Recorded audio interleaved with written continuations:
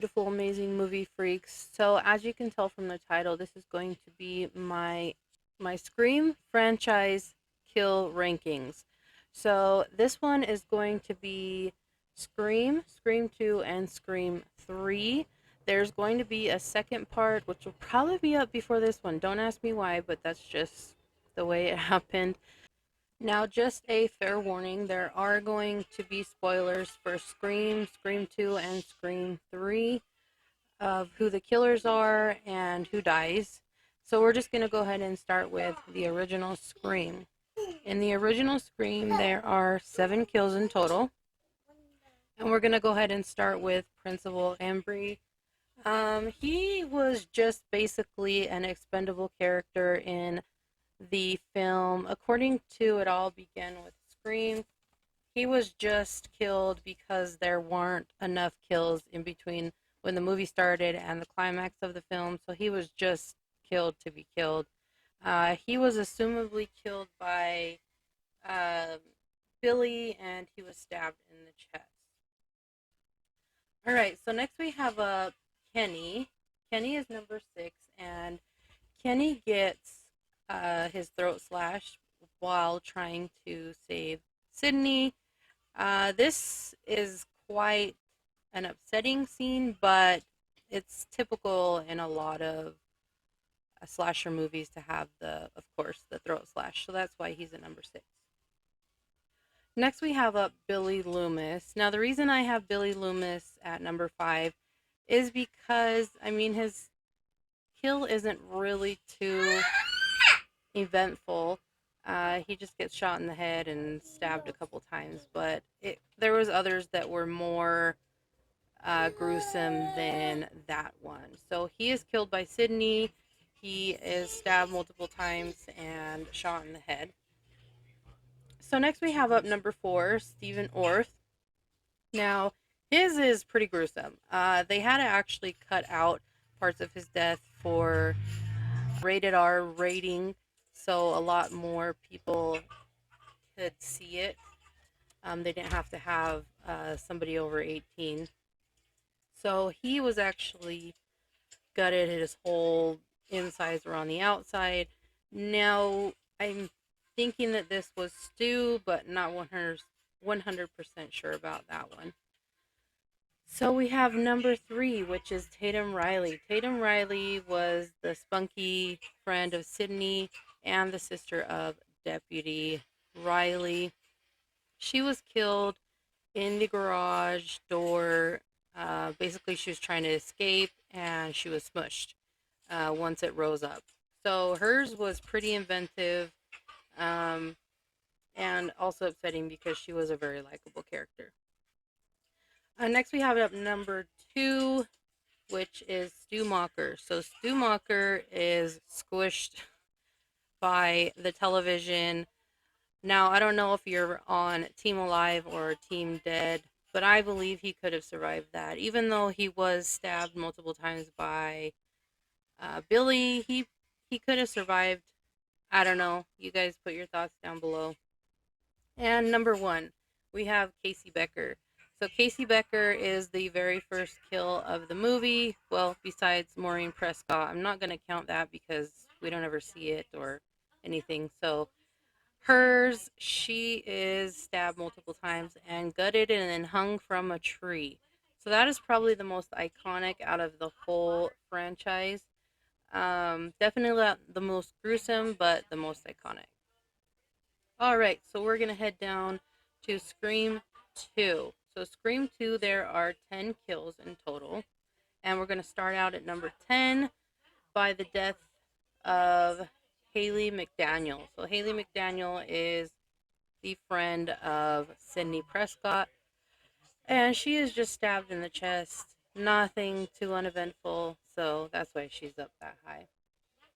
Then we have Officer Andrews coming in at number 9. He gets his throat slashed while taking Sydney to safety.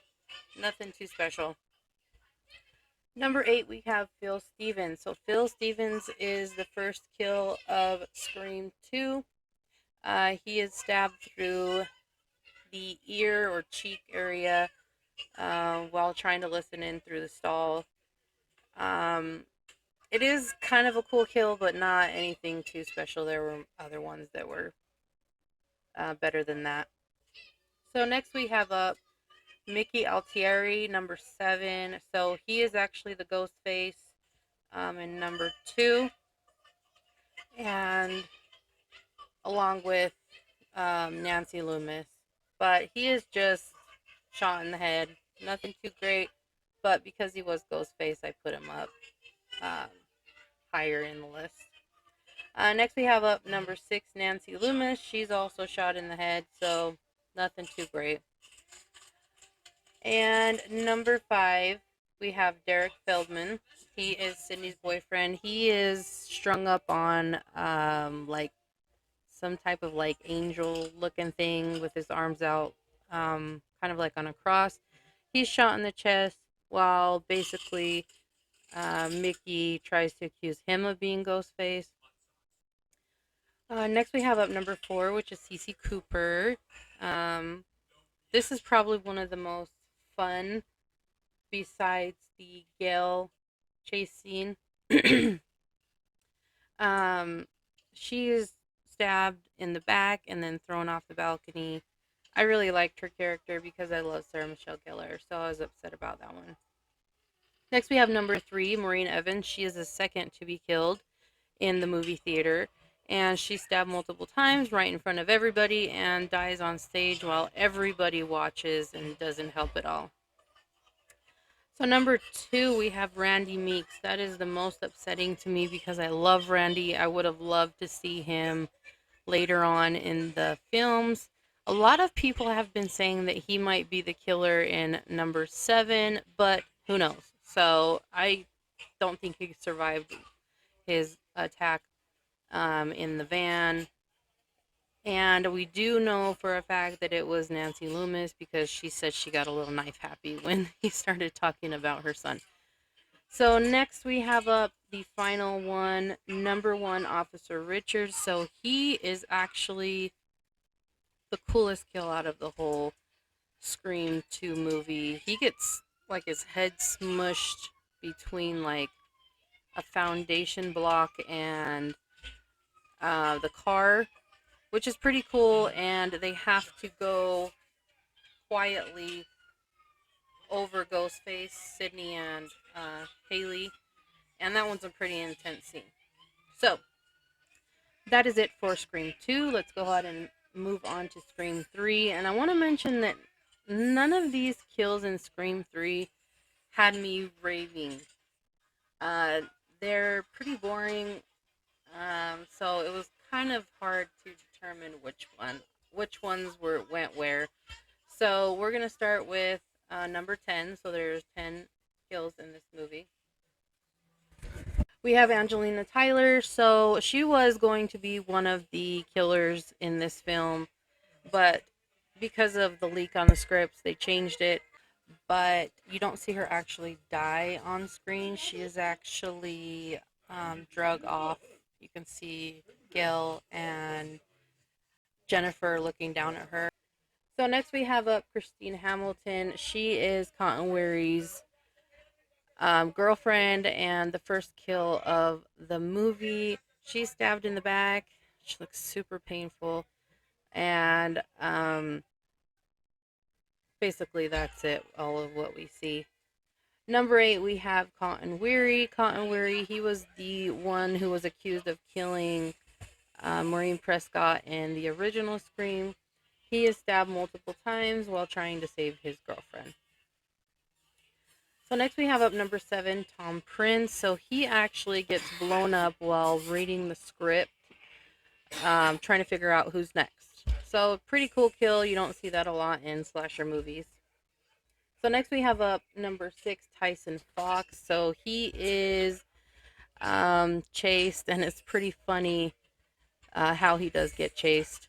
And and he says a few things. He gets stabbed and then thrown out a window.